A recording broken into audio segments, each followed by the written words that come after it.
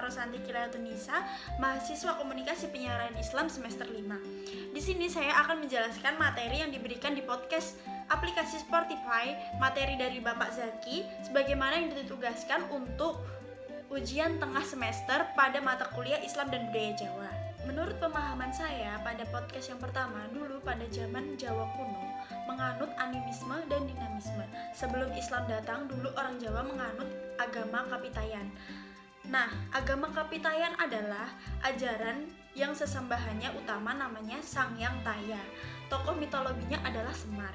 Kemudian membahas tentang pengertian budaya dan Jawa.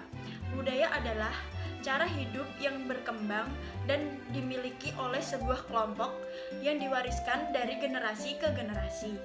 Jawa menurut Islam sebelum Wali Songo datang, budaya Jawa lebih dikenal dengan percaya dengan ruh atau benda-benda dan juga percaya kepada orang-orang sakti. Menurut Peter John Becker, agama dan budaya tak ada hubungannya karena agama merupakan iman yang dari Tuhan, sedangkan budaya dapat dibentuk dan diciptakan oleh manusia itu sendiri. Dalam pengertian Islam, menerima budaya merupakan suatu budaya dalam bentuk apapun Islam dapat masuk. Jadi ini adalah bentuk kelenturan Islam yang bisa ditempatkan dimanapun tanpa mengubah esensi suatu agama Islam tersebut. Menurut Gus Dur, tumpang tindih antara agama dan budaya akan terjadi terus-menerus. Ini justru suatu proses yang akan memperkaya kehidupan dan membuat tidak gersang. Kekayaan variasi budaya memungkinkan adanya persambungan antara berbagai kelompok atas dasar persamaan.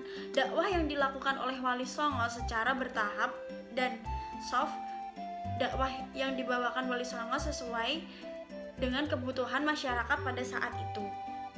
Dakwah yang dilakukan melalui kebudayaan seperti gamelan, wayang, dan lain-lain. Dalam penyebaran dakwah pun para wali juga mempunyai tugas masing-masing. Dengan tugas-tugas itu sendiri, dakwah dapat dilakukan secara terus-menerus. Maksud dakwah yang dilakukan oleh Wali Songo adalah selaras dengan kebudayaan agar dapat mudah diterima oleh masyarakat.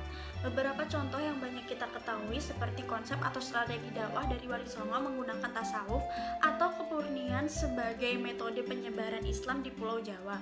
Dari situlah dapat diterima tanpa adanya paksaan.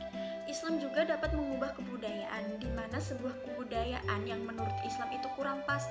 Islam datang untuk memperbaiki kebudayaan untuk menjadi lebih baik tanpa mengubah esensinya. Begitupun Islam menolak kebudayaan yang bersifat merugikan ketika seseorang menyikapi atau bersikap universal terhadap apa yang ia lihat terkait perbedaan kebudayaan antara satu dengan lainnya. Dalam artian ketika kita memegang kepercayaan di dalam budaya Islam dengan cara menyalahkan apabila orang lain berbeda dengan kita disebut dengan universalisme budaya Islam.